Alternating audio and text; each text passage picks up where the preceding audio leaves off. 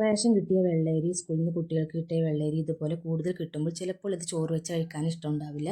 ഞാനിത് പുട്ടിന് വേണ്ടി പൊടിക്കാറാണ് കേട്ടോ പതിവ്. അത് ഞാൻ കാണിച്ചു തരാം. പുഴുക്കല്ലരി കഴുകി ഒരു വലിയ പാത്രം അടുപ്പത്തേക്ക് വെച്ച് വെള്ളമൊഴിച്ച് ചൂടാവുമ്പോൾ കഴുകിയ അരി ഇട്ട് കൊടുത്ത് 1-2 തിള വരാൻ തുടങ്ങുമ്പോൾ നമുക്ക് ഈ അരി ഊറ്റിയെടുത്ത് വെള്ളം പോയതിന് ശേഷം ഉണക്കാനിട്ട് കൊടുക്കാം. നല്ല വെയിലുള്ള സമയത്ത് വേണം കേട്ടോ ഇത് ചെയ്യാൻ.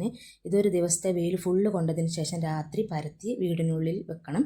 പിറ്റേന്ന് വെയിലത്തേക്ക് വെക്കണം. 3 ദിവസത്തെ വെയിൽ കൊണ്ടാൽ നല്ലോണം ഉണങ്ങിയിട്ടുണ്ടാവും. ഇനി ഇത് മില്ലിൽ കൊടുത്തുവിട്ട് പുട്ടിന് പൊടിപ്പിക്കാം. പൊടിച്ച പൊടി കൊണ്ടുവന്ന് ചൂട് പോയതിന് ശേഷം ഒരു ചെമ്പിലേക്ക് ഇട്ട് കരിയാതെ ഒന്ന് വറുത്തെടുത്ത് ചൂടാറിയതിന് ശേഷം പാത്രത്തിൽ ഇട്ട് നമുക്ക് സൂക്ഷിച്ച് വെക്കാം. നല്ല ടേസ്റ്റ് ഉണ്ടാകും ഈ പുട്ടിന്. പിന്നെ ഒരുപാട് കാലം സൂക്ഷിക്കുകയും ചെയ്യാം.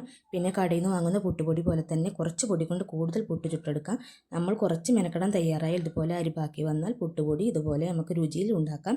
ഇതുപോലെ റേഷൻ ഗോതമ്പ് തിളപ്പിച്ച് ഉണക്കി ഗോതമ്പ് പുട്ടും തയ്യാറാക്കാം. ഒരു മില്ലുകാരൻ പറഞ്ഞു തന്ന സൂത്രമാണ് കേട്ടോ. വെയിലുള്ള സമയത്ത് ട്രൈ ചെയ്ത് നോക്കാം. ഇത്രയും കഷ്ടപ്പാടൊന്നുമില്ലല്ലോ, ഒരു പാക്കറ്റ് പൊടി പുട്ടുപൊടി വാങ്ങിയാൽ പോരെ എന്ന് കരുതുന്നവരും ഉണ്ട്. അങ്ങനെ കരുതുന്നവർ ട്രൈ ചെയ്ത് നോക്കണ്ട. അല്ലാത്തവരൊന്ന് ട്രൈ ചെയ്ത് നോക്കൂട്ടോ. വീഡിയോ ഇഷ്ടപ്പെട്ടാൽ ലൈക്ക് ചെയ്ത് സപ്പോർട്ട് ചെയ്യാൻ മറക്കല്ലേ. പുതിയ വീഡിയോ ആയിട്ട് വീണ്ടും വരാം.